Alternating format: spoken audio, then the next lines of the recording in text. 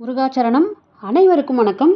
இந்த பதிவானது தேய்பிறை பஞ்சமி அன்று நான் என்னுடைய வீட்டில் மாலை நேரத்தில், அதாவது யூடியூபில் வரக்கூடிய டாக்டர் சித்தா டாக்டர், அவங்க பெயர் எனக்கு சரியாக தெரியவில்லை. அவங்க ஒரு சூட்சும பரிகாரம் சொல்லியிருந்தாங்க. தேய்பிறை பஞ்சமி அன்னைக்கு நம்ம எதிரிகள் நம்மளுக்கு இருக்கக்கூடாது அப்படின்னா, அந்த எதிரிகளும் நமக்கு நண்பர்களாகணும்.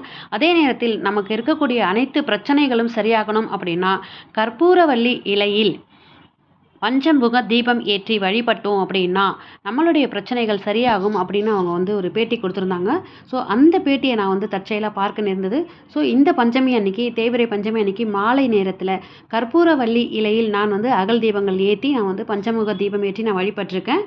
ஸோ இப்போ நம்ம பார்க்க போகிறது, இந்த பதிவை நீங்கள் பார்த்துக்கிட்டே அபிஜித் நட்சத்திரத்தை பற்றின சில ஆன்மீக தகவல் தான் நான் இன்றைக்கி உங்களோட ஷேர் பண்ணிக்க போகிறேன்.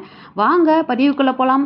நீங்களும் இந்த தேய்பிறை பஞ்சமியில் அந்த தவற விட்டிருந்தாலும், அடுத்த தேய்பிறை பஞ்சமியில் இந்த மாதிரி கற்பூரவள்ளி இலையில் அகல் தீபங்கள், பஞ்சமுக தீபங்கள் ஏற்றி நீங்கள் வழிபாடு செஞ்சு பாருங்கள். உங்களுடைய எதிரிகளும் உங்களுடைய பிரச்சனைகளும் எதுவாக இருந்தாலும் சரியாகிடும் அப்படிங்கிற நம்பிக்கையோட இந்த அடுத்த பதிவுக்கு நான் போகிறேன். இப்போது கேட்டதை கொடுக்கும் அபிஜித் நட்சத்திர வழிபாட்டு நேரம் இந்த மாதம் பார்த்தீங்க அப்படின்னா, மே 8ஆம் தேதி வெள்ளிக்கிழமை அன்னைக்கு மாலை நேரத்தில், அதாவது 6:24 மணிக்கு மாலையில் ஆரம்பித்து 6:48 மணி வரை இந்த அபிஜித் நட்சத்திர வழிபாட்டு நேரம் இருக்குது. நட்சத்திரத்தில் மொத்தம் 27 அப்படின்னும், ஒவ்வொரு நட்சத்திரமும் ஒவ்வொரு நாளில் வரும் அப்படின்னும் 24 நிமிடங்கள் மட்டுமே நட்சத்திரம் இருக்கும் என்றது நம்ம எல்லாருக்குமே தெரிஞ்ச விஷயந்தான். மிகவும் சூக்ஷ்மமான, அதே சமயம் அதே சக்தி வாய்ந்த நட்சத்திரமாக சொல்கிறது தான் இந்த 28வது நட்சத்திரமான அபிஜித் நட்சத்திரம். இது திருவோண நட்சத்திரம் வர்றதுக்கு முன்னாடி வரக்கூடியது. இந்த அபிஜித் நட்சத்திரம் இருக்கக்கூடிய நேரத்தில் யார் என்ன கேட்டாலும் அது கிடைக்கும் அப்படின்னு, அவர்கள் செய்யக்கூடிய காரியத்தில் வெற்றிகள் உண்டாகும் அப்படின்னும் சொல்லப்பட்டுள்ளது.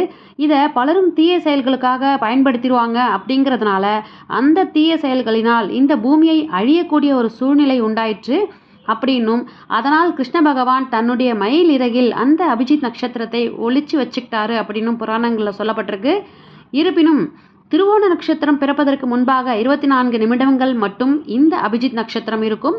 அந்த 24 நிமிடங்கள் நாம் நியாயமான வேண்டுதலுக்காக கிருஷ்ண பகவானை நினைத்தோ, அல்லது பெருமாளை நினைத்தோ, அல்லது உங்கள் குலதெய்வத்தை நினைத்தோ, அல்லது உங்கள் இஷ்ட தெய்வமான எந்த தெய்வமாக இருந்தாலும் அந்த தெய்வத்தை நீங்கள் வழிபட்டீங்க அப்படின்னா அதன் பலனாக நம்ம கேட்ட வரம் நமக்கு கிடைக்குமாம். அந்த வகையில் இந்த மாதம் வெள்ளிக்கிழமையோடு சேர்ந்து வரக்கூடிய இந்த அபிஜித் நட்சத்திர நேரத்தில் நம்ம ஏற்ற வேண்டிய தீபத்தை பற்றித்தான் இந்த ஆன்மீக பதிவு எங்கேயுமே ஸ்கிப் பண்ணாமல் பாருங்கள். வாங்க பதிவுக்குள்ளே போகலாம். மே மாதம் 8ஆம் தேதி வெள்ளிக்கிழமை அன்றைக்கு மாலை நேரத்தில் வரக்கூடிய இந்த அபிஜித் நட்சத்திர நேரம் இருக்கின்றது. இந்த நேரத்தை நம்ம சரியாக பயன்படுத்தி நம்மளுடைய நியாயமான கோரிக்கை நிறைவேறணும் அப்படின்னு நம்மளுடைய வேண்டுதல்களை முன் வச்சோம் அப்படின்னா, கண்டிப்பான முறையில் அனைத்து தெய்வங்களின் அருளாலும் நம்முடைய வேண்டுதல்கள் நிறைவேறும். இந்த முறை அபிஜித் நட்சத்திரம் அப்படிங்கிறது வெள்ளிக்கிழமையோடு சேர்ந்து வந்திருக்கின்றது. பொதுவாக அபிஜித் நட்சத்திரம் அப்படிங்கிறது கிருஷ்ண பகவானுக்குரிய நட்சத்திரம். கிழமை அப்படிங்கிறது பெருமாளுக்கும் மகாலட்சுமி தாயாருக்கும் உரிய நட்சத்திரம். அதனால இந்த முறை வரக்கூடிய இந்த அபிஜித் நட்சத்திரம் அப்படிங்கிறது கூடுதல் சிறப்பை பெற்றதாக இருக்கும். வெள்ளிக்கிழமை அப்படிங்கிறது சுக்கிர பகவானுக்குரிய நாளாகவும் இருக்கிறதால அன்னன்னைக்கு கரெக்டாக நம்ம அபிஜித் நட்சத்திரம் வர்ற நேரத்தில் 2 அகல் தீபத்தில் நம்ம 1 ஸ்பூன் அளவுக்கு மொச்சை பயிரை சேர்த்து விளக்கேற்றுவது, நாம் பயன்படுத்தக்கூடிய நெய்யை அதில் விட்டு, அல்லது நல்லெண்ணெய் இருந்தாலும் பரவாயில்ல, நெய் இருக்கிறவங்க நெய் விட்டுக்கோங்க, பஞ்சுத்திரி போட்டு அதோடு கூட ஒரு துண்டு பச்சை கற்பூரத்தையும் போட்டு நீங்கள் தீபம் ஏற்றுங்க. இந்த தீபத்தை கிருஷ்ண பகவான் முன்னாடியோ அல்லது பெருமாளுக்கு முன்னாடியோ நீங்கள் வச்சு ஏற்றுங்க.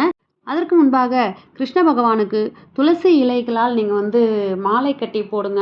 இல்லை உங்ககிட்ட என்ன பூக்கள் இருக்கோ அந்த பூக்களால் மாலைகளாக தொடுத்து போடுங்க. பெருமாள் படத்திற்கும் போடுங்க, கிருஷ்ண படம் இல்லாதவங்க. ஸோ இது பண்ணதுக்கப்புறமா துளசி இலைகளை கொஞ்சம் எடுத்து வச்சுக்கோங்க. நெய்வேத்தியமாக பானகம் அல்லது பனங்கற்கண்டு போட்டு, பாலில் பனங்கற்கண்டு போட்டு வச்சுக்கோங்க. கொஞ்சமாக துளசி தீர்த்தத்தையும் வச்சுருங்க. இவ்வளோதான் இந்த நெய்வேத்தியம். இங்கே இது தீபத்தை வந்து ஏற்றுனதுக்கு அப்புறமா இந்த தீபத்தை ஏற்றுறதுக்கு ஒரு இடத்த தேர்வு செஞ்சுக்கோங்க. இந்த தீபத்தை ஏற்றி வச்ச பிறகு முழு மனசோட யாருக்கும் எந்தவித தீங்கும் நினைக்காமல் நல்ல காரியம் நடைபெற வேண்டும் அப்படின்னு ஏதாவது ஒரு உங்களுடைய பிரார்த்தனையை வந்து முன் வச்சு வழிபாடு செய்யுங்க. இந்த தீபம் முழுமையாக அபிஜித் நட்சத்திர நேரம் இருக்கக்கூடிய அந்த 24 நிமிடங்கள் பவர்ஃபுல்லான நேரங்கள் வரைக்கும் முழுமையாக எரிய விடுங்க அப்படிங்கிறது தான் ரொம்ப முக்கியமான விஷயம். இந்த 24 நிமிடங்கள் முழுமையாக நிறைவடைந்த பிறகு இந்த தீபத்தை வந்து நீங்கள் வந்து குளிர வச்சிடலாம். இந்த தீபத்தை குளிர வைப்பதற்கு முன்பாக அதில் இருக்கக்கூடிய மொச்சை பயிரை கால்படாத இடத்துலையோ அல்லது பறவைகளுக்கோ நீங்கள் வந்து போட்டுருங்க. அதுக்கப்புறமா அந்த பச்சை கற்பூரமானது அந்த எண்ணெயிலேயே வந்து அது நீங்கள் வந்து விளக்கேற்றின உடனே நீங்கள் எண்ணெயில் போட்ட உடனே அந்த நெருப்போடு சேர்ந்து அது வந்து உங்களுக்கு வந்து நல்ல வாசனையாக இருக்கும் அந்த இடமே உங்களுக்கு. வெள்ளிக்கிழமையோடு சேர்ந்து வந்திருக்கக்கூடிய இந்த அபிஜித் நட்சத்திர நேரத்தில் நம்முடைய வேண்டுதலை முன்வைக்க அது விரைவிலேயே நிறைவேறும் அப்படிங்கிற நல்ல தகவலை சொல்லிட்டு இந்த பதிவை நான் நிறைவு பண்ணிக்கிறேன். இந்த 24 நிமிடங்கள் பவர்ஃபுல்லான இந்த 24 மினிட்ஸில் நம்ம அந்த அன்னைக்கு சொல்லக்கூடிய கிருஷ்ண பகவான் மந்திரத்தை நான் உங்களுக்கு இப்போ சொல்கிறேன். ஓம் கிருஷ்ணாய வாசுதேவாய ஹரையே பரமாத்மனே பிரணத கிளேஷ நாசாய கோவிந்தாய நமோ நமக.